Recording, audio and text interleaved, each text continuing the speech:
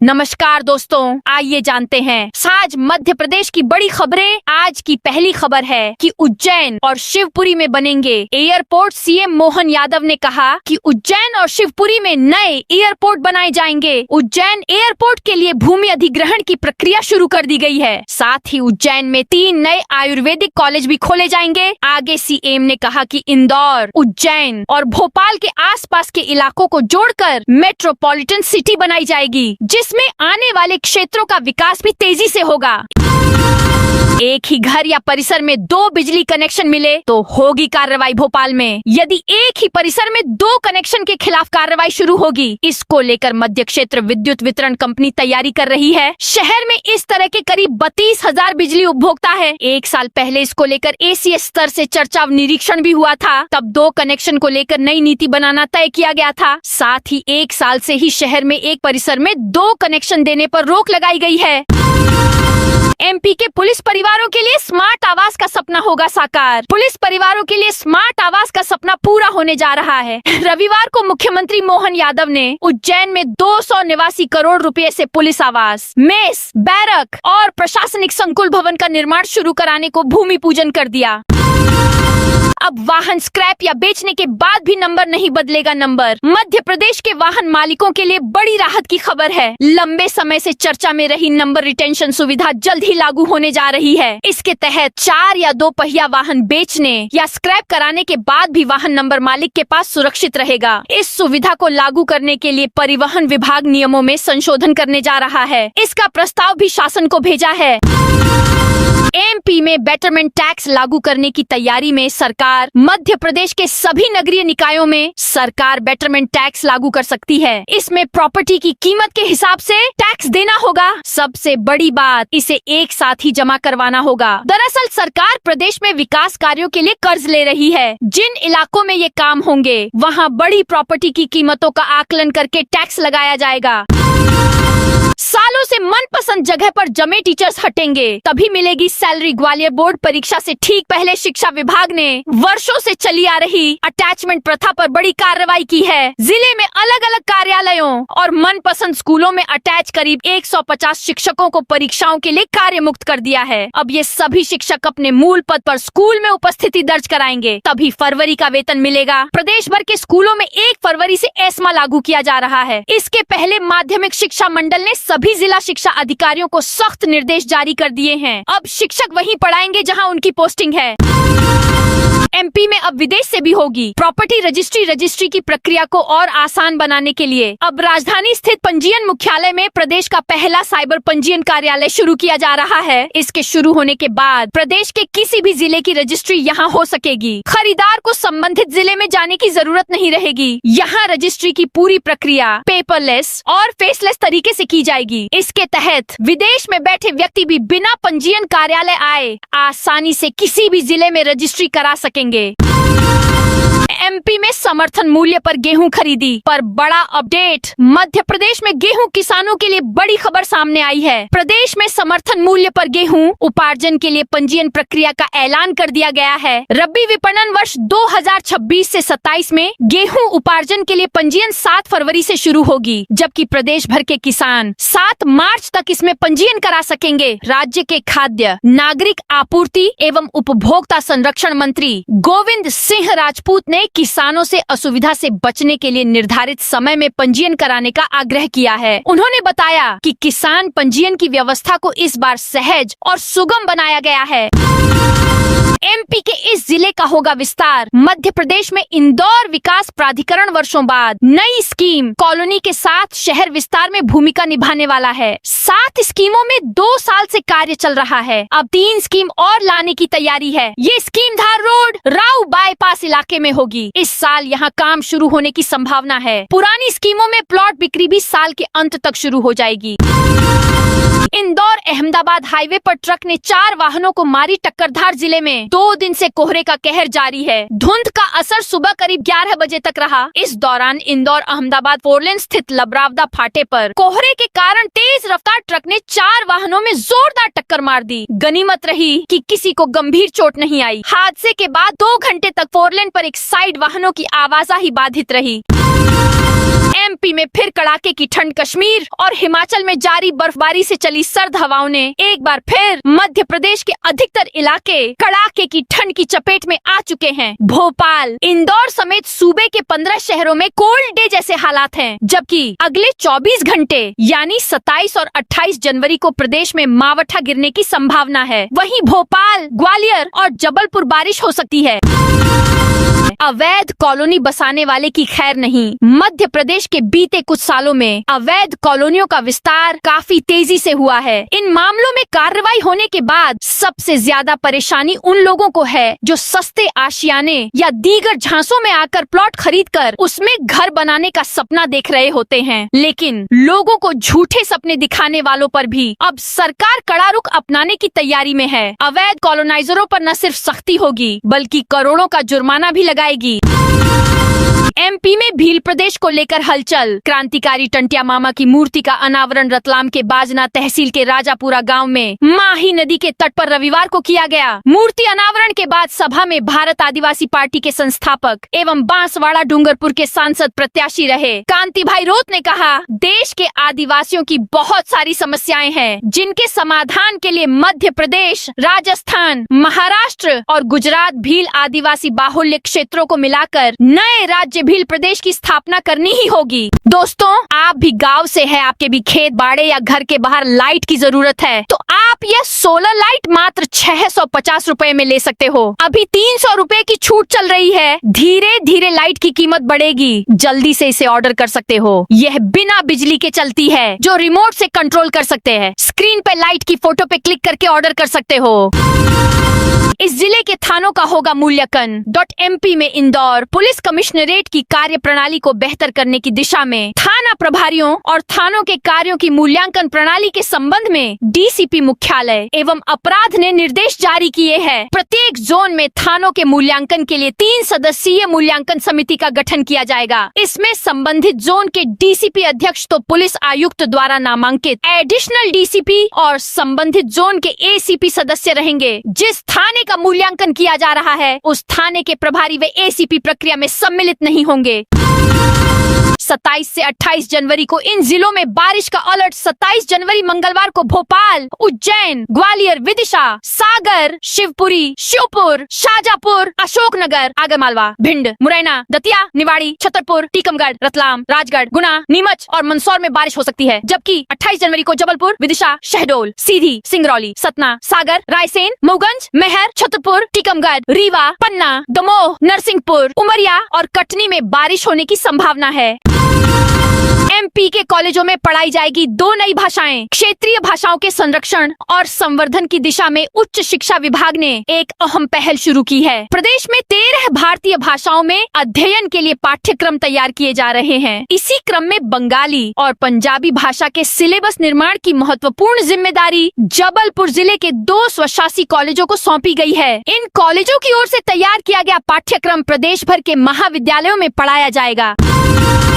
MP में बदलेगा प्रशासनिक नक्शा। केंद्र सरकार ने आईएएस, आईपीएस, आईपीएस और आईएफएस की अखिल भारतीय सेवाओं AIS के लिए नई कैडर आवंटन नीति लागू कर दी है। इसके तहत अब कैडर आवंटन के लिए मौजूदा 5 जोनल सिस्टम को समाप्त कर 4 ग्रुप सिस्टम लागू किया गया है। नई व्यवस्था का सीधा असर राजस्थान, मध्य प्रदेश और छत्तीसगढ़ समेत देश के सभी राज्यों के भविष्य के प्रशासनिक ढांचे पर पड़ेगा। एमपी पुलिस कांस्टेबल भर्ती का रिजल्ट जारी। मध्य प्रदेश पुलिस में सिपाही बनने का सपना देख रहे युवाओं के लिए बड़ी खुशखबरी है। मध्य प्रदेश कर्मचारी चयन मंडल ने कांस्टेबल भर्ती परीक्षा 2025 के पहले चरण का परिणाम जारी कर दिया है। इस रिजल्ट के साथ ही दूसरे चरण यानी फिजिकल टेस्ट और डॉक्यूमेंट वेरिफिकेशन के लिए सफल उम्मीदवारों की राह साफ हो गई है। एमपी का यह स्टेशन बनेगा रेलवे का नया सेंटर। मुख्यमंत्री डॉक्टर मोहन यादव ने रविवार को उज्जैन में हरिफाटक पुल के चौड़ीकरण कार्य का शिलान्यास किया। कार्यक्रम को संबोधित करते हुए उन्होंने कहा कि मध्य प्रदेश विकास के नए कीर्तिमान गढ़ रहा है। बीते 1 साल में 7.50 करोड़ से अधिक श्रद्धालु बाबा महाकाल के दर्शन के लिए उज्जैन आए। सिंहस्थ आने वाला है, इसीलिए दुनिया के सबसे बड़े धार्मिक मेले के लिए शहर पूरी तत्परता और तेजी से तैयार हो रहा है। एमपी में 7 किलोमीटर लंबी होगी 4 लेन सड़क। मध्य प्रदेश के धार जिले के सरदारपुर के लोगों को अब पत्थरीले और धूल भरे रास्ते से नहीं गुजरना पड़ेगा। चौकड़ी से रिंगनोद तक 14 करोड़ रुपए की लागत से सड़क निर्माण कार्य शुरू हो गया है। बीते सालों से इस मार्ग की हालत बेहद जर्जर थी। लंबे इंतजार के बाद प्रशासन ने मार्ग की सुध ली। इसके निर्माण कार्य की जिम्मेदारी एक एजेंसी को दी गई है, जिसने सड़क पर काम शुरू कर दिया है।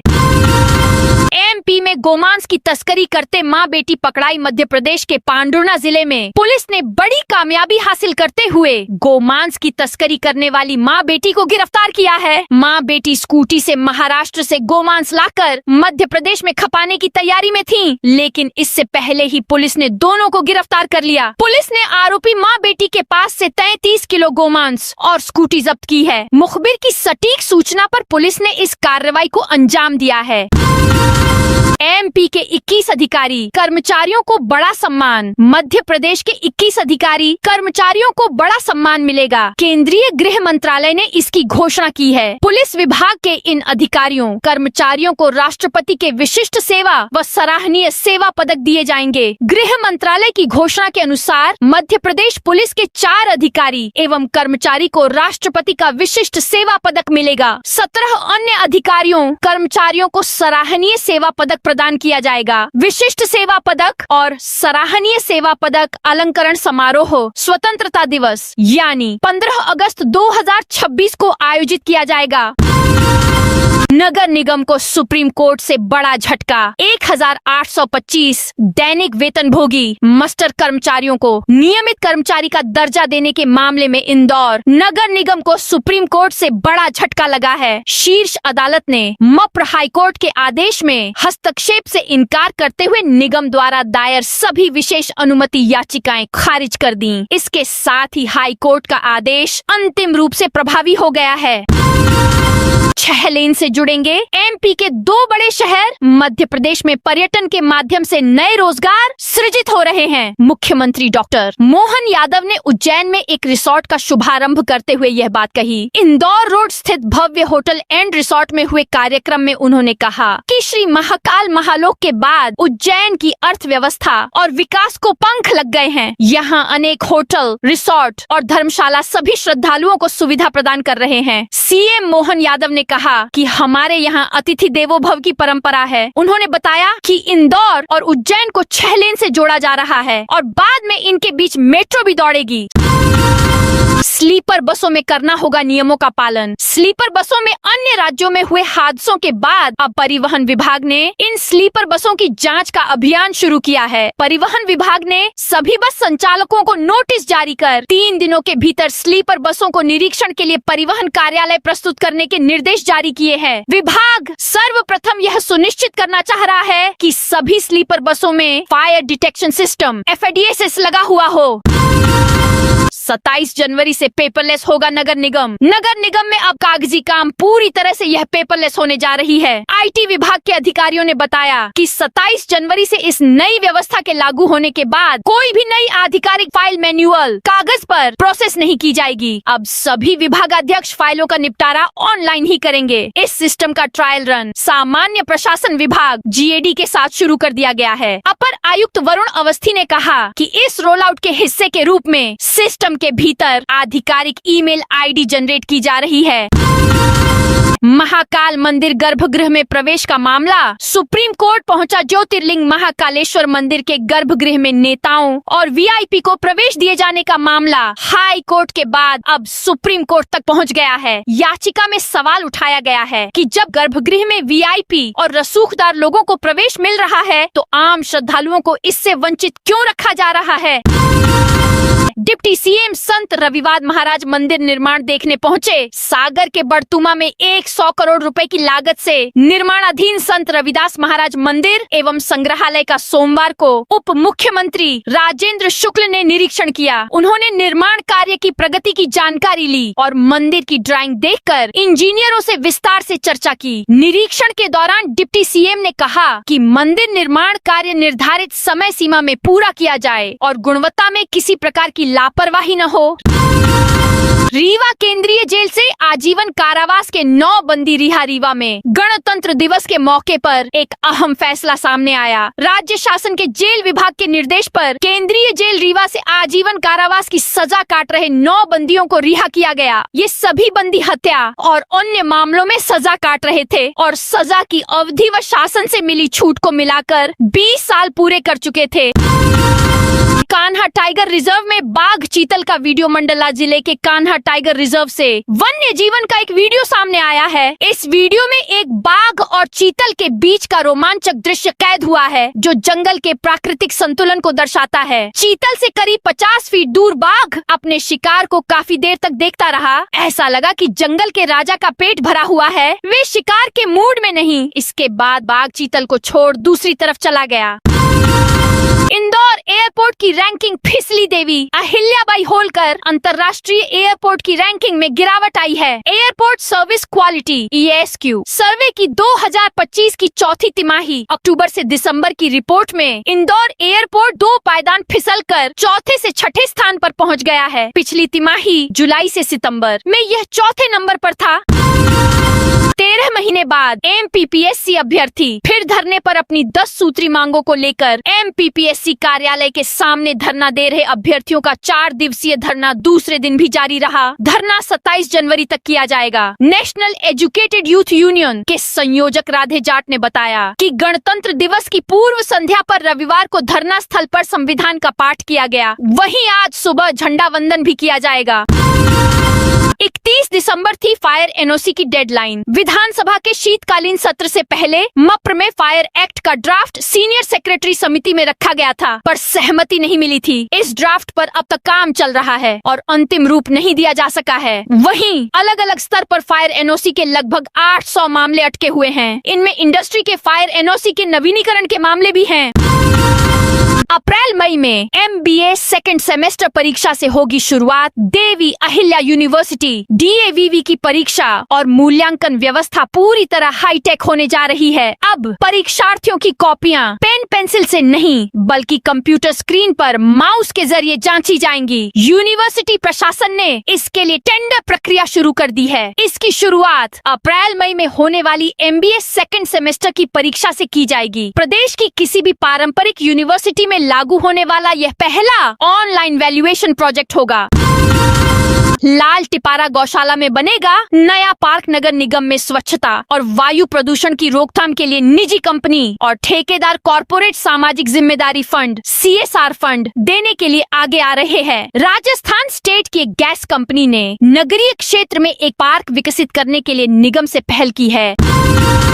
सदावल में जून तक तैयार होंगे 4 नए हेलीपैड बड़नगर रोड पर। सिंहस्थ क्षेत्र के सदावल में हेलीपैड का निर्माण अंतिम चरणों में है। दावा यह कि जून तक प्रोजेक्ट कंप्लीट कर हैंडओवर कर दिया जाएगा, यानी सिंहस्थ की तैयारियों के सिलसिले में आने वाले VIP व अन्यों के हेलीकॉप्टर भी यहां उतर सकेंगे। सिंहस्थ को दृष्टिगत रखते हुए हवाई सेवा की सुविधाओं में विस्तार के क्रम में सदावल में करीब 13 करोड़ की लागत से लोनीवी 4 हेलीपैड का निर्माण कर रहा है। इनमें से 3 का निर्माण पूरा हो गया है, चौथे का थोड़ा बहुत काम बचा है।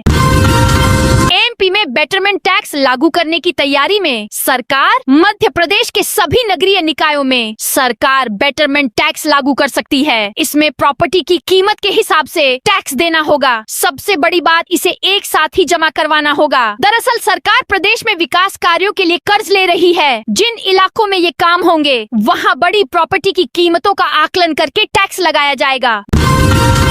भोपाल की गलियों में अतिक्रमण। पुलिस तैयार कर रही ऐसे स्थानों का डेटा। मध्य प्रदेश की राजधानी भोपाल की पुलिस की नजर अब शहर की उन गलियों पर है जहां फायर ब्रिगेड, एम्बुलेंस और खुद पुलिस के वाहन भी नहीं पहुंच पाते हैं। वहज है इन गलियों को अंदर हुआ अतिक्रमण। किसी भी आपात स्थिति में यहां पर वाहन पहुंच सके, इसके लिए पुलिस अब ऐसी गलियों का डेटा तैयार कर रही है। इसके साथ ही इलाकों की जियो टैगिंग भी की जानी है। कुछ समय पहले CM मोहन यादव ने प्रदेश के सभी शहरों में ऐसे स्थानों को डेटा तैयार करने को कहा था।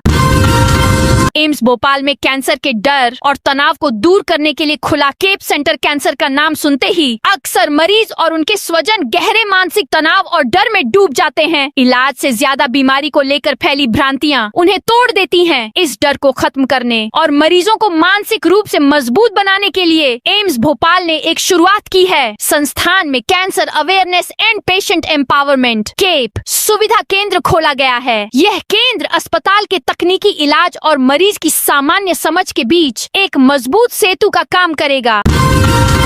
निर्माण स्थल पर हुई दुर्घटना तो इंजीनियर भी होंगे जिम्मेदार। इंदौर नगर निगम सीमा में चल रहे विभिन्न विकास कार्यों के दौरान नागरिकों की सुरक्षा को लेकर निगमायुक्त क्षितिज सिंघल ने सख्त रुख अपनाया है। उन्होंने स्पष्ट किया है कि निर्माण स्थलों पर सुरक्षा मानकों की अनदेखी बर्दाश्त नहीं की जाएगी। यदि किसी भी निर्माणाधीन स्थल पर कोई दुर्घटना होती है तो इसके लिए संबंधित निर्माण एजेंसी ठेकेदार के साथ साथ निगम के जिम्मेदार इंजीनियरों के खिलाफ भी कड़ी दंडात्मक कार्रवाई की जाएगी। श्रमोदय आवासीय स्कूलों में प्रवेश के लिए 28 तक आखिरी मौका। मध्य प्रदेश भवन एवं अन्य सन्निर्माण कर्मकार कल्याण मंडल के तहत पंजीकृत निर्माण श्रमिकों के बच्चों के लिए भोपाल, इंदौर, ग्वालियर और जबलपुर में श्रमोदय आवासीय विद्यालयों में शैक्षणिक सत्र 2026 से 27 के लिए कक्षा 6ठी, 7वीं, 8वीं और 9वीं में प्रवेश प्रक्रिया शुरू हो गई है। इनमें छात्रों को शिक्षा, भोजन, चिकित्सा, ड्रेस, पाठ्य सामग्री, आवास की सुविधाएं पूरी तरह से निशुल्क प्रदान की जाएगी। इसके लिए प्रवेश के आवेदन की अंतिम तारीख 28 जनवरी है। वहीं प्रवेश परीक्षा 8 फरवरी को होगी। तो दोस्तों, यह थी आज मध्य प्रदेश की बड़ी खबरें। आप इस वीडियो को कौन से जिले से देख रहे हैं, उस जिले का नाम जरूर बताइए।